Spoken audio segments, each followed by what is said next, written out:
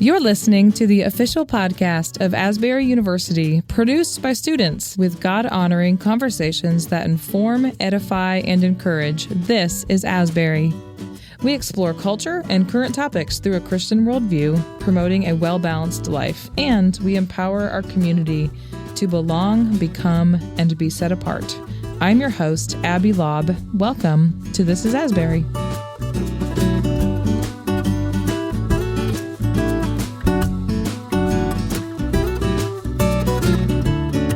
Welcome to the podcast. We have some students in the studio today, which is always so much fun. I love talking to our students, and today's students are in the middle of some really cool research. So welcome, Joanne Jung and Noah Clark. Do you guys want to tell me a little bit about yourselves? Sure. I'm Noah. I'm majoring in biology, and I'm going to graduate this semester, so looking forward to that. Tonight, I'm also presenting at Search. I have a poster presentation on sort of the topics we're covering today. Cool. Hi, I'm Joanne. I'm a bio major, but I also double minor in chemistry and English literature. I'm the club president for the Faith and Science Club. Noah is the executive publicist, and that's what we're here for today. So Noah, what is light? Where does it come from? Simply put, I'd say that light is like just the entirety of the electromagnetic spectrum. Mm-hmm. So light is basically energy, and we think of light when we say that as like visible light, which is a very tiny part of the spectrum.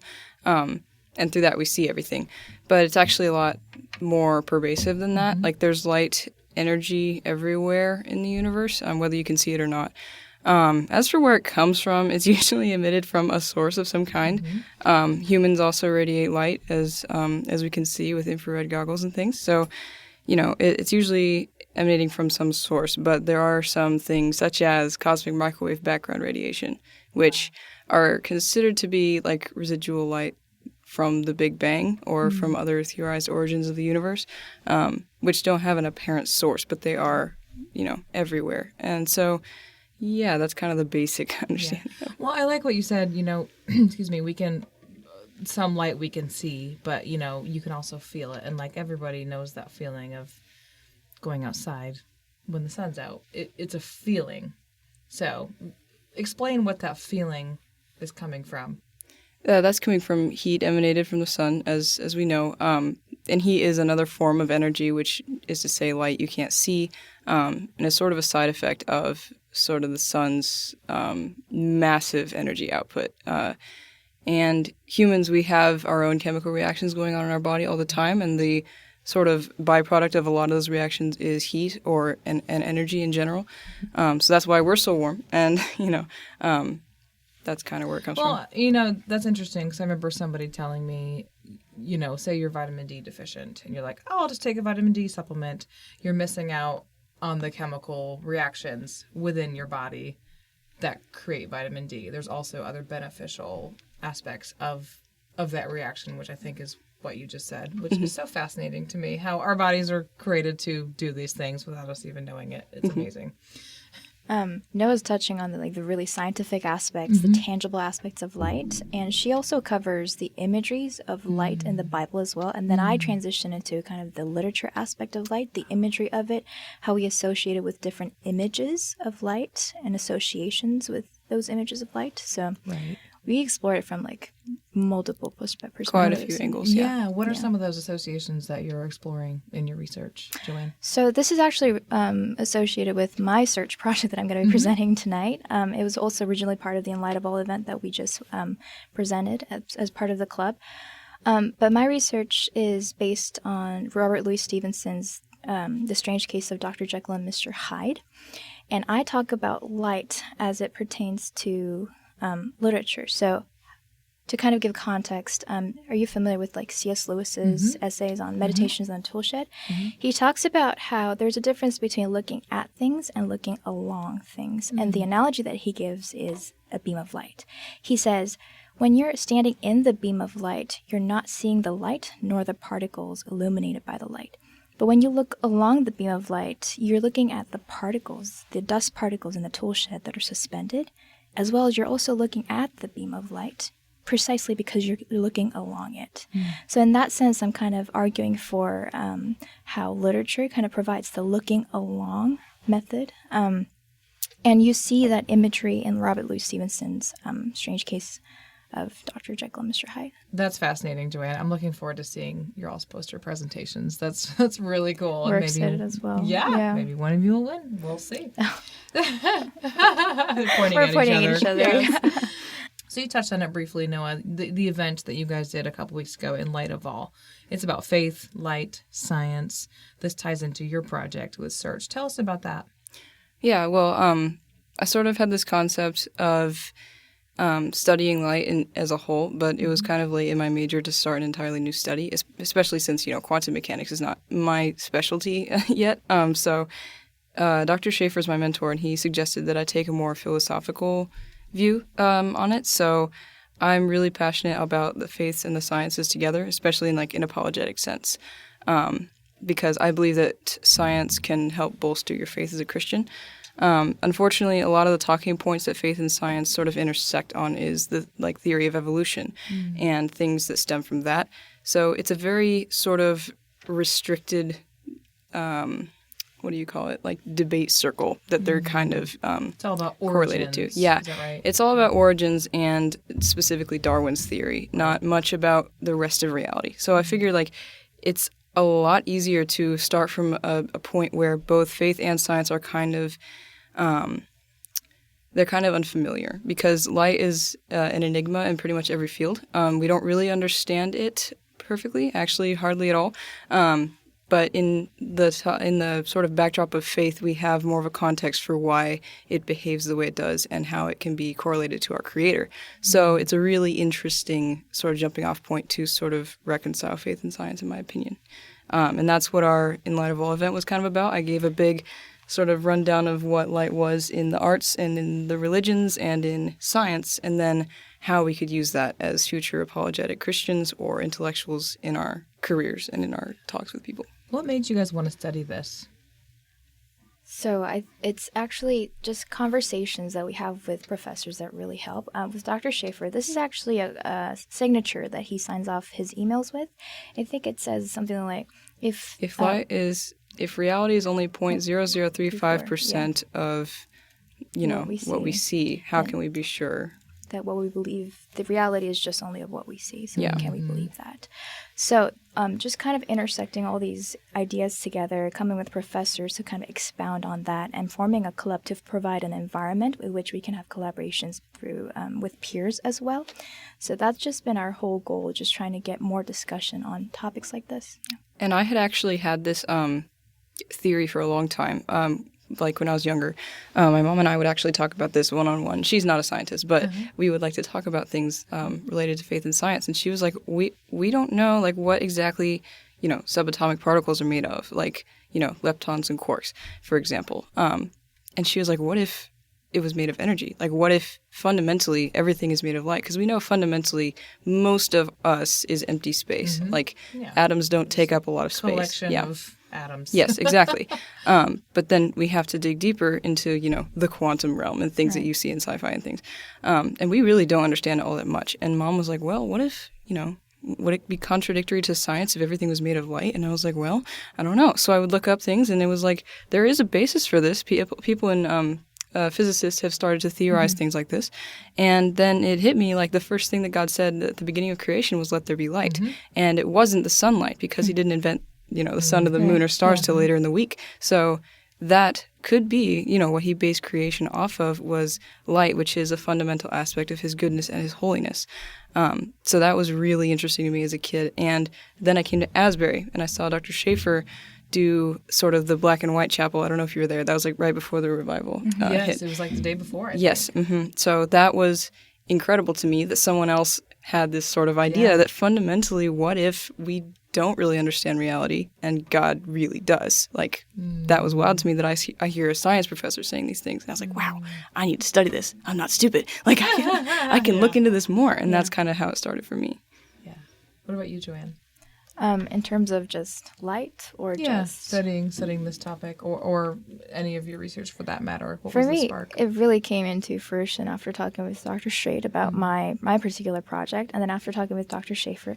I don't know if you were there. Is an English professor. Yes. So it's interesting coming at it from that angle. Yeah. Well, that's where my minor, I guess, comes in. And like I said, the purpose of this whole club was to provide a discussion and a safe environment to do that, to just kind of have everyone's perspective and just kind of enrich the discussion in that way. I was coming from an English literature perspective and saying that we need literature on top of science. Science can't answer all the questions. And rather than fighting over, what's true and what's not, or what's right and what's not in, debates like creation versus evolution, how about we take this discussion from a different angle? So that's where it all started. And then I met Noah and talked about this particular topic regarding light, and then with Dr. Schaefer, and then the In Light of All event came into fruition, and it was just, on from there. That's amazing. So really, at the end of the day, none of us know anything. Unfortunately. And I think that's, kind of just the mystery of God. We are just a fraction. Like I love in Job when God kind of takes Job through like all these things I did. I do like, do you know when this happened? Do you do like, he just kind of shows him the world and he's like, I know all of this, and like this much. And really that's the reality for all of us, which is refreshing and humbling. And I think it would be exhausting if we knew everything all the time, So it's fun to study these topics. For me, with light, I love that you each have your own area of research. I've become, just in the last 10 years, really interested in it from a human health standpoint, our light environments and how they impact our health. And I just think that's an area where everyone in the world, because of our phones and technology and being inside, I just think that's a huge part of human health that is very underrated. And I think it's becoming a little more appreciated. So how do you think we take light and the particular way that we perceive light for granted? I think this can go both ways. I think it mainly boils down to an attitude of complacence, where you're just kind of sticking to one definition of light and just happy to be there. And again, this was for a discussion. So Noah brought it from a different perspective. I brought it from a different perspective. We had all students from all kinds of majors come by our event and ask really different questions that were really enlightening, kind of raising points that even us, we both didn't hadn't really thought about before. So I think taking it for granted is really just kind of being complacent about one definition of it, the way that we're used to. Right. And then kind of sticking to. That's why I was kind of frustrated with just a science major. It was like, oh, I need to get something. I need to take something on. Right. And conversations with Dr. Strait, I'm sure all the English people will know, they're just really refreshing. They give you a new take on life and a new take on topics. And I think that's really the strength of the liberal arts college that we're in. That we're just able to have these conversations and have these professors who are just really happy to have these conversations with you. Yeah, there's room to explore, for sure. Right. Do you have anything on that? We are very used to thinking of ourselves as very smart in the modern age, especially with, all that we have at our disposal. The world is at our fingertips on these little devices that we have. Right.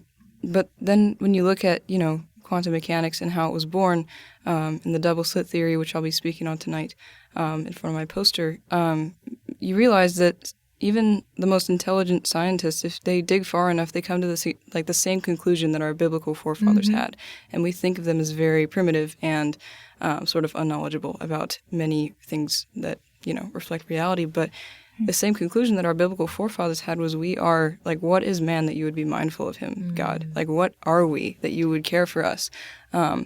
We cannot understand or fathom anything that you do, whether it's from, keeping the universe in motion to holding together an atom on a subatomic level.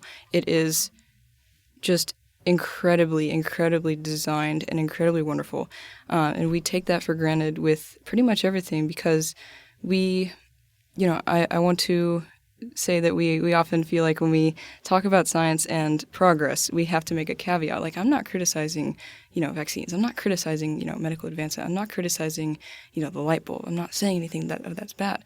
Well, I think that we do need to be able to ask that question. What if maybe the invention of the light bulb was bad? What if that has caused us to have sort of third shifts that are not natural and that we're so used to thinking is normal now? To cause cancer. Yes, and what if, rhythms. Why can't we understand why we're so depressed? Right. Why is our generation so anxious? That's the part that gets me really excited to dig into the health piece of it. I Exactly. just think there's so much to explore there. There's so much just on a fundamental level that God designed for our benefit, even in a fallen world. This is not even the best version of the world, and we are still able to thrive here because of God's provision. Yeah. And yet we have taken the gifts that He's given us as mini creators as we are, and we use them to sort of only devote our lives to this and not to Him. Well, we make them idols. I mean, we make them mini gods. We make ourselves mini gods. But then if you think about, like, what if we didn't have this? Like, what if, for example, the stars only came out once every 70 years? So you would think that people would appreciate what we have a lot more if we did not have it. And I don't think it takes us not having something or having the gifts being taken away for us to appreciate them. I just think we need to actually integrate that into our lives and into our worship of God as a whole. Yeah. That's really good stuff. What are you guys hoping to do after you leave Asbury? Well, I'm starting my PhD program in biomedical science in Arizona this fall. Congratulations. So thank you. That's a huge leap from undergraduate studies. Yeah. But this is actually the purpose of this club. I'm trying to just bring with me into my PhD program, just kind of reminding myself, what I'm doing this for, which is basically my faith. Kind of, putting it at the center. Also, Noah, you mentioned a really great point that I kind of want to go back on. Can we? Yes, of course. But it's that our club, we have 2 club verses. The first one is the Proverbs verse, where I'm sure you're familiar with, as iron sharpeneth iron, so one friend sharpeneth another. But the second one is really, just like you said, Psalm 131 verse 1. It's along the lines of, my heart will not wonder, my eyes will not behold things that are too great for me, Lord. So it's like a verse, it's like an acknowledgement of just how small we are and just how humble that makes us and how grateful we are for God's provisions and the things, the wonderful creation that He's provided for us. So just kind of trying to take that into whatever the future might hold for me. Yeah. For you as a Christian, what is the intention?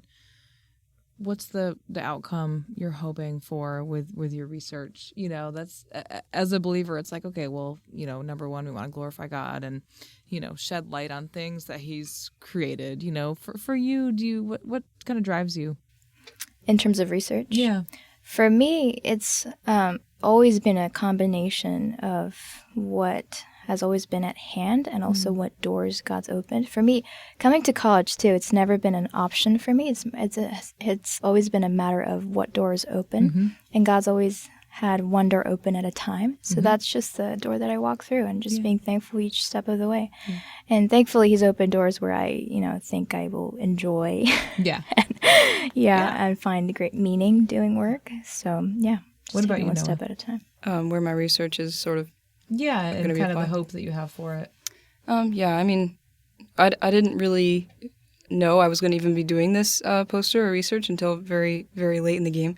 So Joanne saw me scramble to write the paper for this in 3 days. And you guys are troopers because you are here and your presentations are tonight. So you can give us a practice spiel here while we're at it. For sure. But, when I went into this, I was like, okay, God, I don't care about whether I win. I don't care about whether I get prizes or scholarships. I really, really don't. I couldn't care less. I was like, I just want someone to read this. I just want people to see this and to have something more about you that they can take home with them. I just want them to see. That's really all that I want from this. I don't really have any solid plans after graduation. I don't have anything figured out. I'm just going to take it one step at a time, and I want God to use whatever I do for Him, and in everything I do, I want to remember God. So tonight, I don't know what's going to happen.